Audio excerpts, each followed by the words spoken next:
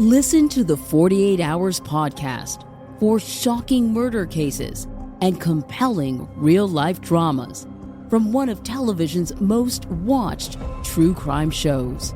Go behind the scenes of each episode with award-winning CBS News correspondents and producers in Postmortem, a weekly deep dive. Listen to 48 Hours wherever you get your podcasts.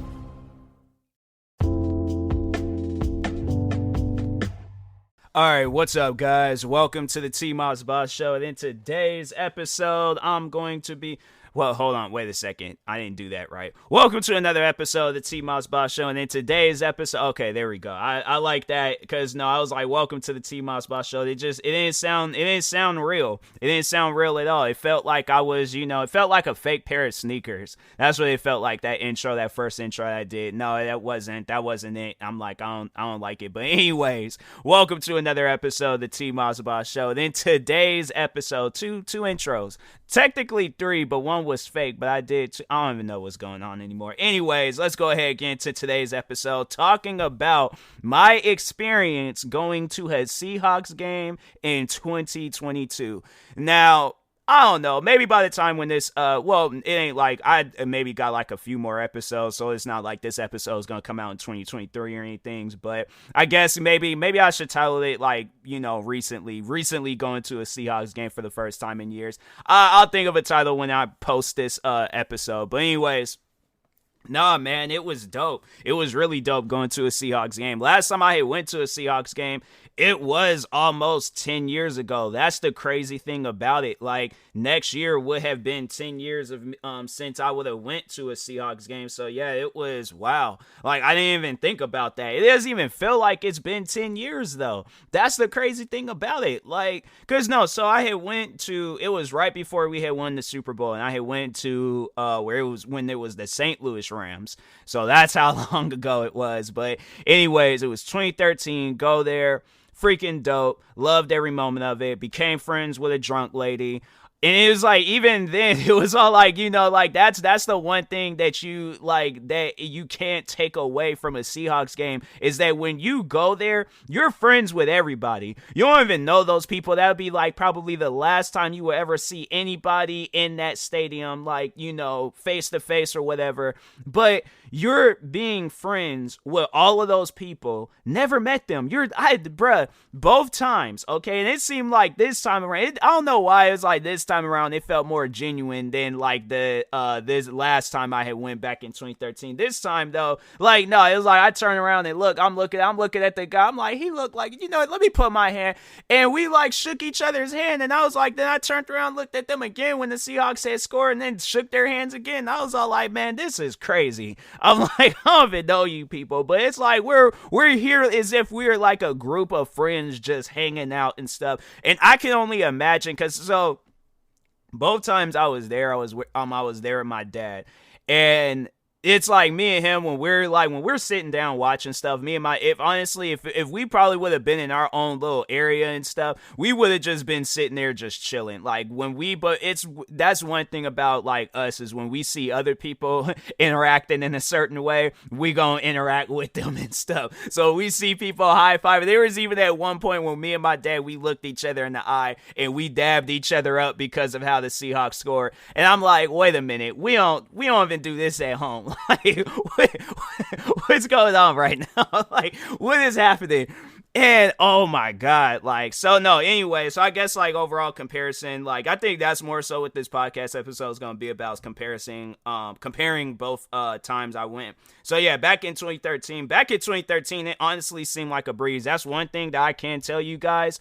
Is if you're going to a game, if there's a possible way of getting a faster transportation out of there, do it. So like Ubers, freaking what else, trains, like depending on where you're at, because at least for me in Seattle, the train is like right there when we're like getting off of the like getting outside the stadiums and stuff. So all we just have to do is just just walk over a little bit. There's the train. So I remember the first time when we went, me and my dad, we parked off somewhere, and then we went to the train station, walked to the train station, and then then it was like it was a lot faster than going and driving there finding parking, because I'll tell you this much, parking is crazy. All right, it is crazy, especially around some stadiums where there's people out there trying to make money. I don't know how it is in all states, but out here in Washington, or Seattle, downtown Seattle, parking is already crazy. But no, when they had us go to this game, there was a parking place, or there was a place where you can park your car. It wasn't like no official parking lot. It was just like some little small minor parking lot and stuff. Like it was like there for that little business, but the person that worked there was charging people $65, okay, to park their cars there. And it's like, fam, why? What my thing is this. I would like for somebody to explain to me, why does parking cost so much? Like I don't get that, because I'm like, it's not like it's that's literally what parking is. I was about to say it's not like it's occupying space, but I'm like, that's literally what a parking is. It's occupying space. The fact that I have to pay for it, it's crazy. Like, I mean, the thing is this, I wouldn't mind, but if it's like under $10, okay, $5 parking, cool. $10 parking, okay, you pushing it, but I can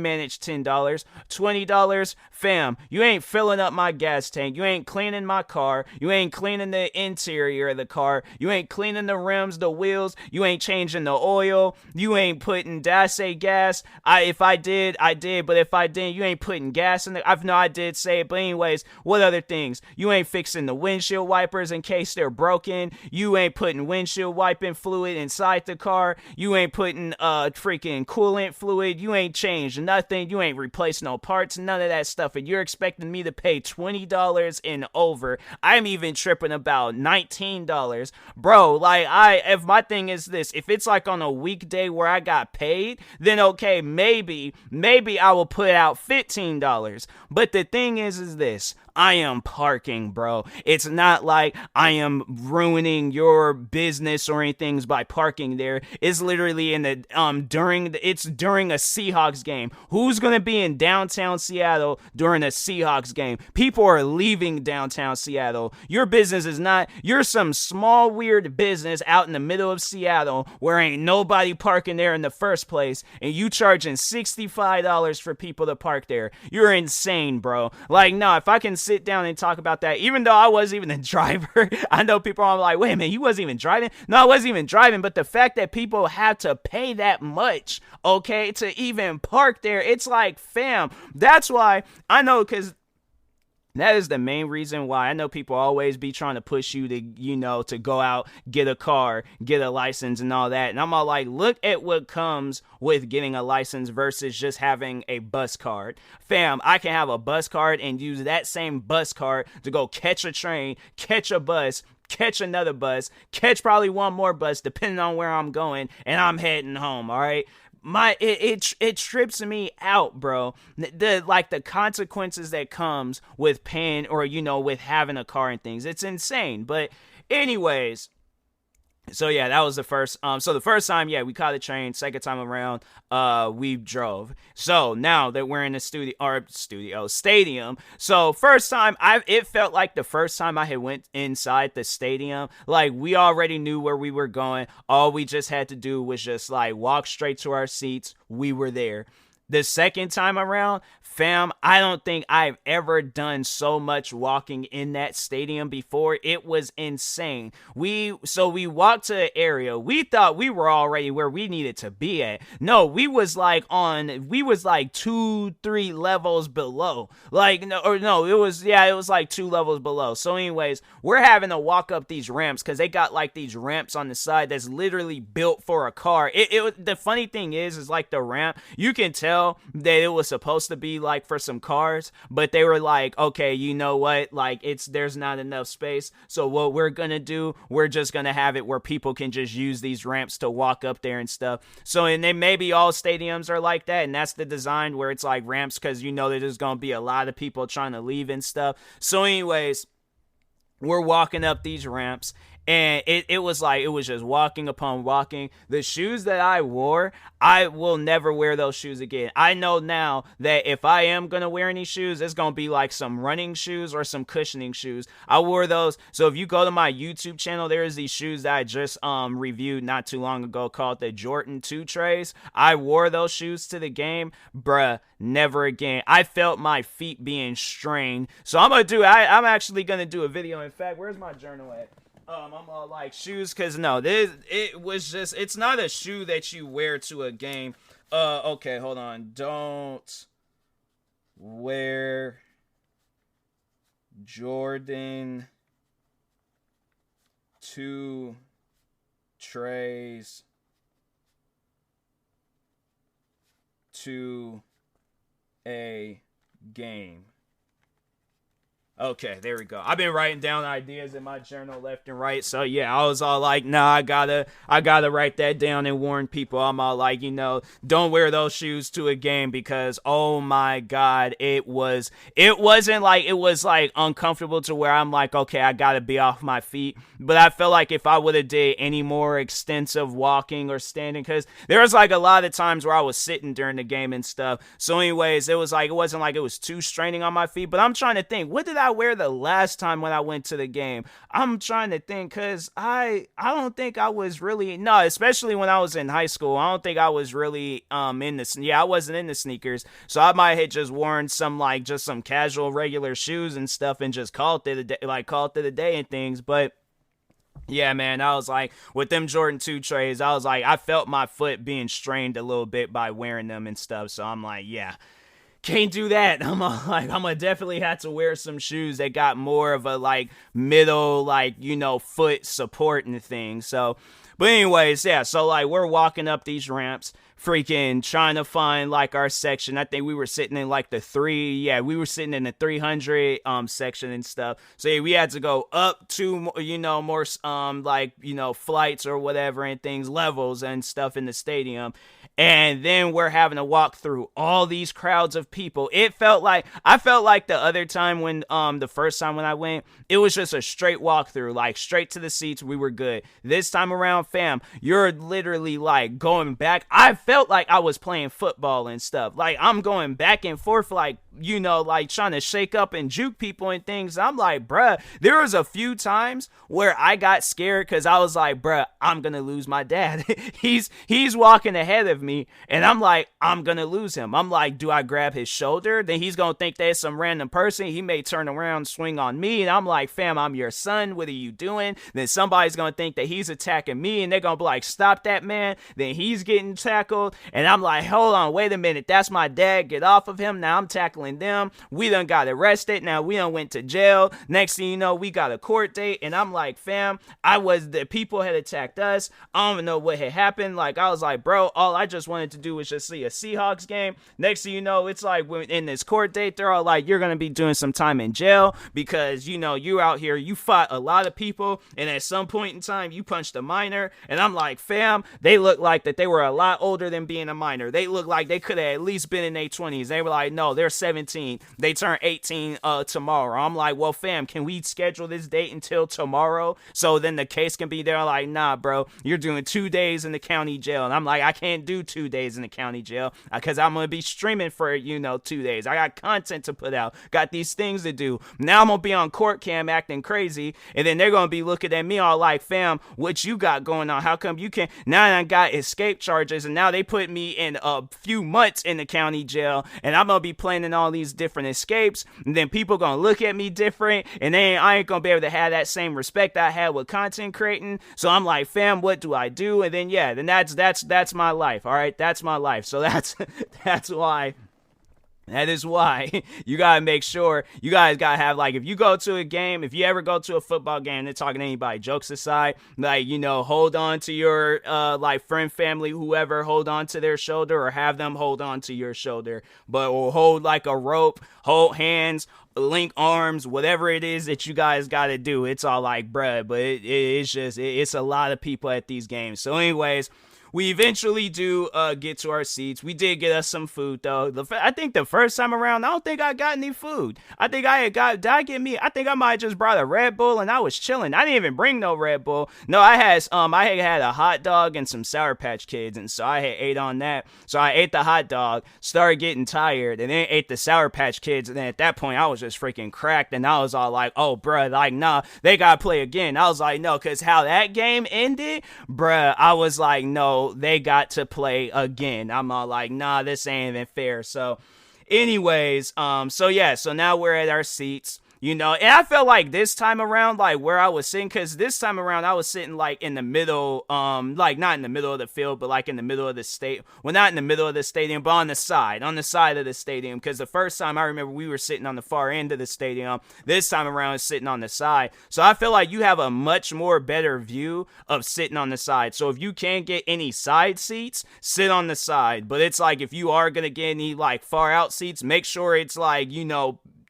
really like down there and things to where you can at least look the players in their face and stuff. But if it ain't gonna be that, then yeah, get them side seats, because them side seats, you just got a better view and stuff. It's like it's kind of like looking at a widescreen TV and stuff. So anyways, sitting there chilling, and then overall it was like the people around me, it wasn't even like we didn't even, so there was the one guy that was sitting next to my dad, and there was a lady that was sitting next to me. Those are the only like people that was really talking to us. Now my dad, he kind of got the experience I had the first time I went. So first time I went, I ended up befriending this drunk lady. This drunk lady, I'm telling you guys, every time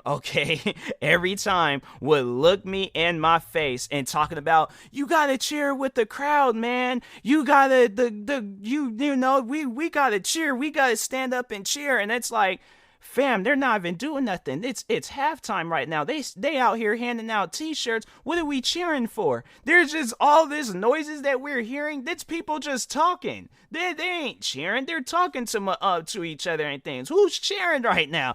So she always, she's like, come on, man, you gotta scream, you gotta clap, we gotta cheer with the people. And I'm like, fam. And then it was funny, at one point in time, her husband I think it was her husband, but he looked at me and he's just laughing. And I'm like, sir, can you tell your wife to leave me alone? I'm trying to watch this game. And there was that moments, I remember that first time, there was that moments where I felt like I had missed the game. This time around, I actually felt like I was sitting down and watching the game. The first time, yeah, I think I remember the Seahawks. I remember the Seahawks winning, and I remember a Rams player getting his helmet and slamming it on the ground it was funny that game. So he had accidentally hit the referee, like I think he swung his arm out and he hit the ref. He like kind of slapped the referee a little bit.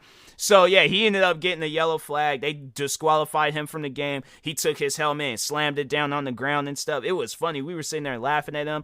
And then yeah, this time around, bruh, I felt like I seen them throw a lot of yellow flags in that game. I was like, bruh, it seemed like at every point in time, I was like, these were a lot. I'm like, oh, so this is what it feels like to just be seeing yellow flag after yellow flag after. Because no, as soon as the game started, the Raiders, one of their, I think he might have been a running back or something. But anyways, no, he had got a flag for this like kick that he did. He did like this karate kick thing, and then had kicked one of the Seahawks players in their shoulder. It didn't even phase the Seahawks player and stuff. Oh, and then freaking seeing DK Metcalf in action. Holy crap. Like, I remember back like in 2013, because it was just like an all-star team with the Seahawks. I mean, that's why we won the Super Bowl. Like, it was a dope team. Seeing DK Metcalf in action, homie, That dude is a tank. It's funny because when you see him in person, he looked like he's the same size as everybody else. There's players out there that are bigger than him.